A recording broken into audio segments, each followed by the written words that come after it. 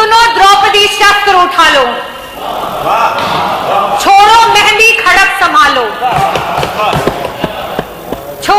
सुनो द्रौपदी शस्त्र उठा लो, छोड़ो मेहंदी खड़क संभालो। अब गोविंद ना आएंगे, धूत बिछाए बैठे शकुनी सब मस्तक बिक जाएंगे। सुनो द्रौपदी शस्त्र उठा लो, अब गोविंद ना आएंगे। कल तक केवल अंधा राजा, आज गूंगा बहरा भी है। कल तक केवल अंधा राजा, आज गूंगा बहरा भी है। होठ सी दिए हैं जनता के, कानों पर पहरा भी है। तुम ही कहो ये अश्व तुम्हारे, किसको क्या समझाएंगे। सुनो द्रौपदी शस्त्र उठा लो, अब गोविंद ना आएंगे, अब गोविंद ना आएंगे। बाबा भीमराव अंबेडकर जी ने कहा था कि मैं किसी भी समाज की जो प्रगति है उस समाज की महिलाओं की प्रगति से मापता हूं। और आज हम अपनी दलित समाज की बहनों को देखते हैं तब हमें ये महसूस होता है और साथ में बहुत ग्लानि भी होती है कि आज हमारा देश कहां पे है। रातों की नींद गुजर गई बच्चों को सुलाने में। जिस घर में मेरे नाम की तख्ती भी नहीं, जिस घर में मेरे नाम की तख्ती भी नहीं, सारी उम्र गुजर गई उस घर को सजाने में।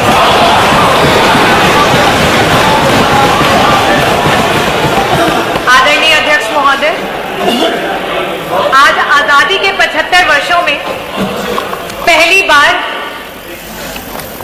देश की सबसे बड़ी सदन उत्तर प्रदेश की सदन में सिर्फ और सिर्फ महिला विधायकों को बोलने का आपने अवसर दिया। मैं उसके लिए आपको हृदय से धन्यवाद करती हूं। मैं धन्यवाद करना चाहूंगी समाजवादी पार्टी के राष्ट्रीय अध्यक्ष श्री अखिलेश यादव जी का, आदरणीय डिम्पल भाभी का, जिनकी प्रोग्रेसिव सोच के कारण आज विपक्ष में होने के बावजूद भी अगर हम रेशियो निकाल लें तो जो महिला जनप्रतिनिधि हैं उनका रेशियो पक्ष के समान है। मैं धन्यवाद करना चाहूंगी हमारी समाजवादी पार्टी की सोच को, जो सोच कहती है कि नेतृत्व का कोई जेंडर नहीं होता, नेतृत्व का होता है एक विचार, एक सोच, एक विचारधारा जिससे आप लोगों को खुद से जोड़ते हैं।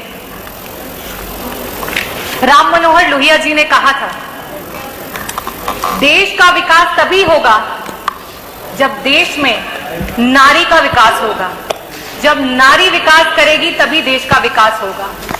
आज से कई सालों पहले जब अध्यक्ष जी आप, मेरे पिता, उनके सहपाठी जब स्कूल में जाया करते थे तो वहां पे पढ़ाया जाता था कि 3 प्रकार के देश होते हैं, विकसित देश, विकासशील देश और अविकसित देश। और तब वो अपने अभिभावकों से पूछते थे कि हमारा देश विकासशील की श्रेणी में आता है, ये कब तक विकसित हो जाएगा। तो उन्हें कहा जाता था कुछ नहीं, आज से 8-10 सालों में हमारा देश विकसित हो जाएगा। अध्यक्ष जी, आपके बाद हमने भी स्कूल की पढ़ाई की, हमने भी स्कूल जाना शुरू किया और हमें भी वही पढ़ाया गया। और हमने भी जब ये पूछा सवाल तो हमें भी वही उत्तर मिला। आज एक नई जनरेशन स्कूल जाने को तैयार है, लेकिन आज ये देश अपना जवाब नहीं बदल पाया है। क्या हमने कभी इस बात पे मंथन किया है?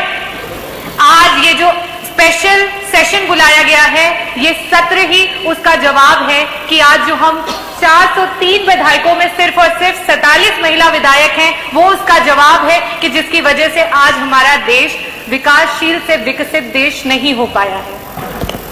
मैं आज बताना चाहती हूं कि अगर हम देश में देखें कि महिलाओं का राजनीति में नेतृत्व के परसेंटेज को निकाले तो सिर्फ और सिर्फ 9% महिलाएं हैं जो पूरे देश में जनप्रतिनिधि के रूप में अपना नेतृत्व कर रही हैं।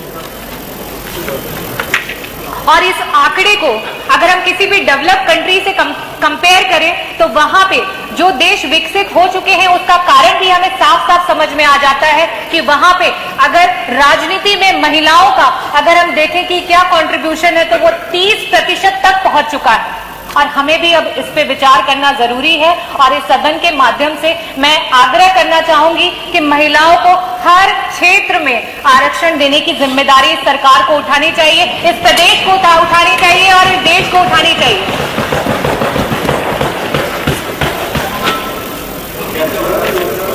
बाबा भीमराव अंबेडकर जी ने कहा था कि मैं किसी भी समाज की जो प्रगति है उस समाज की महिलाओं की प्रगति से मापता हूं। और आज मैं ग्रामीण अंचल से आती हूं और जब वहां पे हम अपनी दलित समाज की बहनों को देखते हैं तब हमें ये महसूस होता है और साथ में बहुत ग्लानि भी होती है कि आज हमारा देश कहां पे है, आज क्या कारण है कि हमारा देश आगे नहीं बढ़ पा रहा है। चाहे राजनीतिक क्षेत्र हो या सामाजिक क्षेत्र हो, चाहे एक माँ हो या बहन हो या पत्नी हो या बेटी हो, अधिकांश जगह में भारत देश में हमें निर्णय लेने की आजादी नहीं है। आज जब महिलाएं राजनीति में आना चाहती हैं तो कई प्रकार की कठिनाइयों का सामना करना पड़ता है। और उस पर एक छोटा सा शेर है जो मैं बोलना चाहूंगी। कौन बदन से आगे देखे औरत को, सबकी आंखें गिरवी हैं इसी नगरी में।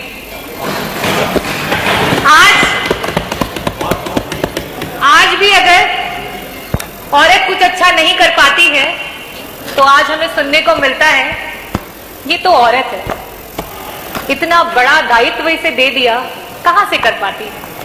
और अगर किसी तरीके से वो औरत अच्छा कर जाती है तो उसे कहते हैं अच्छा, ऐसे कैसे अच्छा कर दिया, ऐसा क्या किया होगा उसने। इस सोच को बदलने की जरूरत है। मैं इस सोच के लिए ये बोलना चाहूंगी कि आज इस प्रदेश को, इस देश को एक मकसद के साथ हमारे प्रदेश की और देश की महिलाओं को बढ़ाने के लिए सोचना होगा। स्वामी विवेकानंद जी ने कहा था कि अगर किसी मकसद के लिए खड़े हो तो एक वृक्ष की तरह खड़े हो और गिरो तो एक बीज की तरह, ताकि दोबारा से उग करके उसी मकसद के लिए दोबारा से जंग लड़ सको।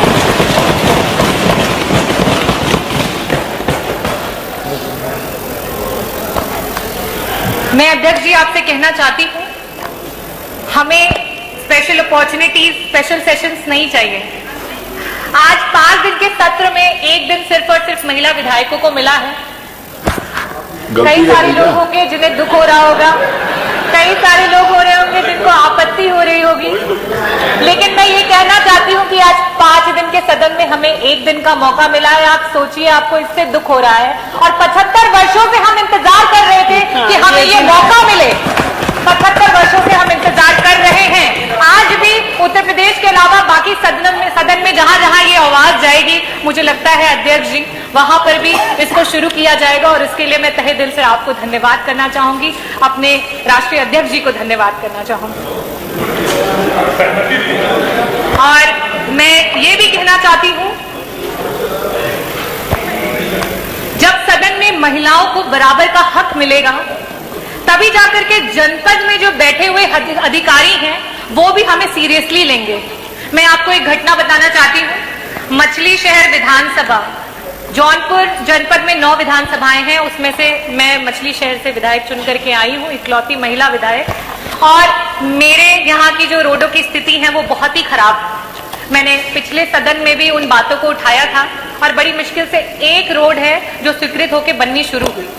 जब वो रोड बनी तो उस पे जब शीलपट लगा तो उस पे हमारे जो नेबर के हमारे पड़ोसी विधायक हैं उनका नाम लिख करके आ गया। तो आज अधिकारियों की भी ये सोच है कि अरे ये तो महिला है, ये क्या कर लेगी, और ऊपर से ये विपक्ष की महिला है तो ये क्या कर लेगी। हमें इसको बदलना होगा, हमें इसे बदलना होगा। मैं सरकार से अनुरोध करूंगी कि इस तरीके की सोच पे अंकुश लगाया जाए। साथ ही साथ मैं अपनी महिलाओं को भी कहना चाहूंगी कि ये वक्त आ गया है कि हमें आगे बढ़ना होगा, हमें देश का प्रतिनिधि बनना होगा, हमें आगे बढ़ करके देश को तरक्की के रास्ते पे लेके जाना होगा। अब हमें ये नहीं सोचना है कि लोग क्या कहेंगे और समाज क्या कहेगा, क्योंकि कुछ तो लोग कहेंगे, लोगों का काम है कहना, पर अब हमको चुप नहीं रहना। मैं ग्रामीण अंचल से आती हूँ। मैं आज जो मुझे मौका मिला है उसके माध्यम से अपने विधानसभा की सारी मेरी माताओं और बहनों को दिल से धन्यवाद करती हूँ कि उन्होंने मुझ पे इतना भरोसा जताया और मुझे जिता करके यहाँ पे भेजा। मैं साथ ही साथ ये भी बोलना चाहती हूँ कि आज हम भारतीय बड़े आधुनिक बनते हैं, हर बात पे बड़ी बेबाकी से चर्चा करते हैं, लेकिन जब बात आती है महिला के सशक्तिकरण की तो ना जाने हम क्यों चुप्पी साध लेते हैं। हम क्यों भूल जाते हैं कि भारत की आजादी में महिलाओं का बलिदान कहीं से कम नहीं था, चाहे वो रानी लक्ष्मीबाई रही हो, चाहे वो झलकारी देवी रही हो, चाहे महारानी अहिल्याबाई होलकर रही हो, चाहे ज्योतिबा फूले जी रही हो, और साथ ही साथ चाहे वो मातंगी देवी रही हो जिन्होंने वंदे मातरम कहते कहते अपने प्राणों की आहुति दे दी, चाहे वो कनकलता रही हो जिन्होंने 17 साल की उम्र में हाथ में राष्ट्रीय ध्वज को लिए वीर गति को प्राप्त हो गई हो। हमें उन बातों को नहीं भूलना चाहिए और शायद इन्हीं बातों को भूलने की वजह से आज महिलाएं पीछे छूटती चली जा रही हैं। मैं आज इस सदन के माध्यम से ये कहना चाहती हूं, मैं ग्रामीण अंचल से आती हूं और वहां पे मैंने कई बार सुना है, तो मैंने कहा कि यहां से एक मैसेज देना बहुत जरूरी है। बहुत सारे लोगों को ऐसा लगता है कि हम महिला के प्रतिनिधित्व में पीछे उसके चल रहे हैं। हम कैसे महिला के पीछे चल सकते हैं? तो मैं उन सबको बोलना चाहती हूं कि हम आपको पीछे नहीं चला रहे, हम चाहते हैं आप हमारे बगल में हमारे साथ साथ चलें। अल्बर्ट कामू ने कहा था, I don't want you to lead me, I don't want you to walk behind me, I want you to walk by my side. और यही हमारी सोच है और मैं मानती हूं कि इस सदन में बैठी सारी जितनी भी महिला जनप्रतिनिधि हैं उनकी भी यही सोच है।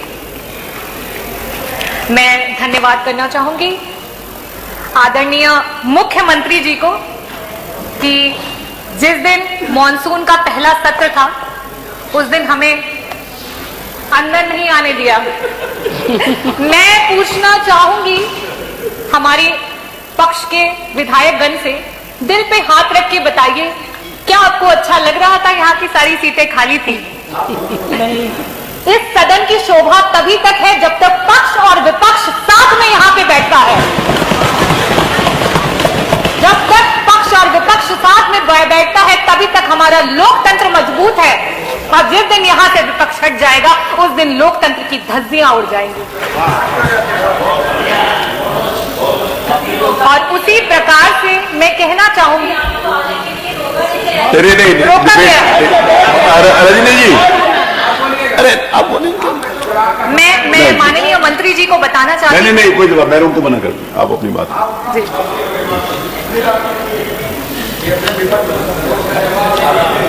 चलिए धन्यवाद, अगर हो गया हो तो। नहीं सर, नहीं हुआ, अभी तो बहुत लंबा है।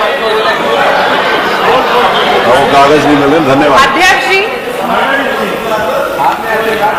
नहीं कागज नहीं मिल रहा, इसी को बोल रहा है। मुख्यमंत्री जी को धन्यवाद कर रही थी कि जैसे कि हमें आने नहीं दिया, तो उस दिन यहाँ पे आपके पॉलिसीज की पर्चियां बट रही थी, तो मैं बहुत बहुत धन्यवाद प्रकट करना चाहूंगी कि वो पॉलिसीज की पर्चियां हमें भी मिली।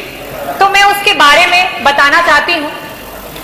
उसमें आपने विवाह के लिए कन्या अनुदान देने का एक संकल्प लिया है। कोरोना काल में बहुत सारे गरीब परिवार अपने बच्चों की शादी नहीं कर पाए। वो गरीब माता पिताओं ने अभी कुछ महीने पहले जब शादी का सीजन था तब वो अपने बच्चों की शादी कर रहे थे। मेरे विधानसभा से ना जाने कितने परिवार हैं जिन्होंने उस अनुदान पे आस लगाए बैठे हुए थे, और आज वो शादी को बीते हुए 4 से 5 से 6 महीने हो चुके हैं और आपका अनुदान नहीं आया है। और जब आपके अधिकारी से बात करते तो वो कहते हैं मैडम हमारे पास कोई बजट ही नहीं है इसके लिए। तो मैं कहना चाहती हूँ कि आपकी पॉलिसीज सिर्फ कागजी हैं, उन पॉलिसीज का जमीन पे कोई भी उसमें कोई रिकॉर्ड नहीं है। मैं आज कहा गया माननीय मुख्यमंत्री जी द्वारा कि हम अपने जो भी हमारी प्रॉब्लम्स हैं उन्हें बता सकते हैं और एक सकारात्मक तरीके से इस पर डिस्कशन कर सकते हैं। तो मैं आपको ये बताना चाहती हूँ कि मे भी ऐसा हो सकता है कि आप सच्चाई से अपरिचित हो, तो मैं आपको ये बताना चाहती हूँ, अवगत कराना चाहती हूँ और एक रिक्वेस्ट भी करना चाहती हूँ कि जो आपकी पॉलिसीज हैं वो लोगों तक नहीं पहुंच पा रही हैं, इसके लिए एक डेलीगेशंस की टीम बनाई जाए। अगर वो महिलाओं के लिए पॉलिसीज है तो उसमें महिला विधायक गण, और आपको जो लगता है कि जो सही रिपोर्ट दे उनको चूज करके आप अपने लोगों की टीम बनाएं, लेकिन कम से कम ये छलावा तो ना दिखाएं कि आपकी इतनी सारी पॉलिसीज है जो इतने लोगों को मदद कर रही है, क्योंकि अगर हम आज जमीन पे उतर के देखते हैं तो कहीं किसी को मदद नहीं मिलती। मैं मेडिकल प्रोफेशन से बिलोंग करती हूं और मैं आज जो प्रदेश में मेडिकल की स्थिति है उसके बारे में भी आप लोगों को अवगत कराना चाहूंगी। जौनपुर जनपद का जो मेडिकल कॉलेज है उसके बारे में तो कई बार सदन में चर्चाएं हो चुकी हैं कि वहां पे सिर्फ उद्घाटन हुआ है और आज तक कोई काम शुरू नहीं हुआ है। लेकिन साथ ही साथ मैं ये बताना चाहती हूं कि आपकी एक दूसरी पॉलिसी है जिसमें गंभीर बीमारियों में लोग मदद की आस लगा करके रखते हैं। आज मैं इस सदन के माध्यम से आपसे पूछना चाहती हूं, क्या उसका कोई समय निर्धारित किया जाएगा? एक गंभीर बीमारी का व्यक्ति कितने टाइम तक उस अनुदान का वेट करता रहे, कितने दिनों तक उसका वेट करता रहे? आज हम अपने कितने लोगों को इस कारण से खो दे रहे हैं, क्या सरकार उसका जवाब देगी? साथ ही साथ मैं ये भी बताना चाहती हूं कि गंभीर बीमारियों में कैंसर सबसे ज्यादा कॉमन है और कैंसर की ट्रीटमेंट को मैं थोड़ा सा आप लोगों से शेयर करना चाहूंगी कि उसमें सबसे पहले हम एक नियो एडजुवेंट थेरेपी देते हैं, या तो वो कीमोथेरेपी होती है या वो रेडियोथेरेपी होती है। उससे हम कोशिश करते हैं कि वो जो कैंसर का एलिमेंट है वो छोटा हो जाए, वो कंसाइज हो जाए, ताकि कई बार ऐसा भी होता है कि वो उससे ठीक भी हो जाता है पेशेंट, लेकिन कई बार ऐसा होता है कि उससे हम उसको डिजीज को छोटा करके बाद में उसका सर्जिकल इंटरवेंशन करते हैं। आपकी जो अनुदान की नीतियां हैं उसमें 6 महीने का समय लिया जा रहा है। क्या एक कैंसर का पेशेंट 6 महीने तक वेट कर पाएगा कि उसका अनुदान आए तब वो अपनी सर्जरी कराए? मैं आज इस सदन के माध्यम से आप लोगों से अनुरोध करना चाहती हूं कि इस पे संशोधन किया जाए। इस पॉलिसी से जनता की मदद नहीं हो पा रही है, लोगों के पास तक वो मदद नहीं पहुंच पा रही है। थैंक यू डॉक्टर रागिनी, हो गया। गंभीर बीमारियों पर मेरी आंगनबाड़ी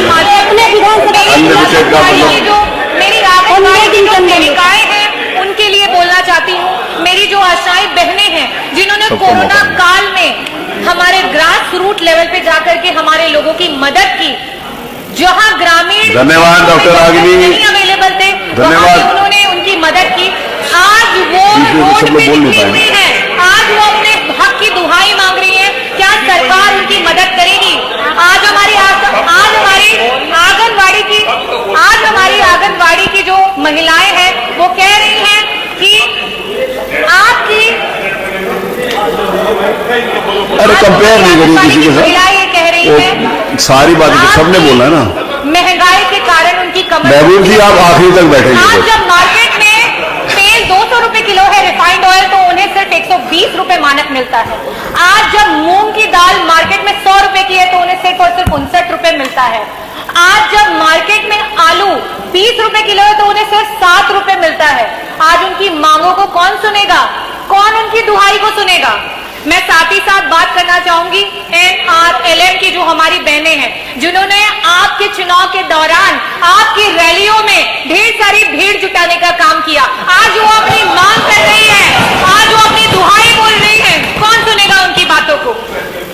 मैं बहुत गर्वित महसूस करती हूं कि जिस समय भाजपा की सरकार ग्रामीण क्षेत्रों में बिजली कटौती करने में व्यस्त थी, उस दौरान मेरे क्षेत्र से कई सारे बच्चे हैं जिन्होंने बोर्ड्स में 95% अबव मार्क्स स्कोर किए, और साथ ही साथ आपका जो नेशनल एग्जामिनेशन होता है मेडिकल का, उसमें 7 से 10 बच्चों ने उसमें रैंक निकाला है। तो मैं आप लोगों को ये बताना चाहती हूँ और साथ ही साथ ये भी कहना चाहती हूँ, जबकि मैंने पिछले सदन में भी कहा था कि ग्रामीण इलाके के बच्चे कहीं से भी मानसिक रूप से शहरी बच्चों से कम नहीं है, लेकिन आज उनके पास वो व्यवस्था नहीं है। आज स्कूल माध्यमिक हो, प्राइमरी हो, हायर सेकेंडरी स्कूल हो, उनके रास्तों को मेन रास्तों से नहीं जोड़ा गया है। आज जब उनके परिवार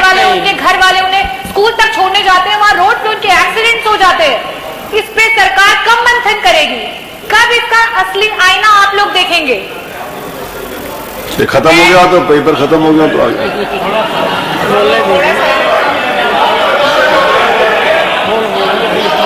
मैं साथ ही साथ बोलना चाहूंगी, ये जीरो टॉलरेंस की सरकार है और आदरणीय हमारे मंत्री जी, संसदीय कार्य मंत्री जी ने कहा था कि जीरो टॉलरेंस की डेफिनेशन ये नहीं है कि कोई अपराध नहीं होंगे। जीरो टॉलरेंस की डेफिनेशन ये है कि सरकार अगर इस तरीके की चीजें होती हैं तो उस पर तुरंत और सख्त कार्रवाई करेगी। लेकिन आज जो मैंने 56 में मांग उठाई उसमें एफआईआर नहीं हुआ और इस तरीके की बहुत सारी केसेस हैं जिसमें महिलाओं को रात रात भर थाने पे बिठा के रखते हैं और उनकी कोई एफआईआर नहीं लिखी जाती है, कोई मांग को नहीं सुना जाता है। उस पर सरकार कब मंथन करेगी और कब ऐसे लोगों के अगेंस्ट में एक्शंस लिए जाएंगे। साथ ही साथ मैं ये भी कहना चाहती हूं कि शायद आप लोगों को ना पता चल पा रहा हो और फिर से आप सच्चाई से अनजान हो, तो आज थानों पे सिर्फ और सिर्फ वसूली भाई बैठे हैं और रक्षक भक्षक बने हुए हैं। कृपया करके इसका भी निवारण निकाल दें तो मैं बहुत बहुत आभारी रहूंगी आपकी। Thank you. मैं लास्ट में अपने देश की महिलाओं के लिए कुछ चंद लाइनें बोलना चाहूंगी। आप देंगे, वो दे रही है सुझाव या आप देंगे सुझाव? मैं अपनी देश की महिलाओं के लिए और अपने प्रदेश की महिलाओं के लिए बोलना चाहूंगी। सुनो द्रौपदी शस्त्र उठा लो, छोड़ो मेहंदी खड़क संभालो। सुनो द्रौपदी शस्त्र उठा लो, छोड़ो मेहंदी खड़क संभालो। अब गोविंद ना आएंगे, धूत बिछाए बैठे शकुनी सब मस्तक बिक जाएंगे। सुनो द्रौपदी शस्त्र उठा लो, अब गोविंद ना आएंगे। कल तक केवल अंधा राजा, आज गूंगा बहरा भी है।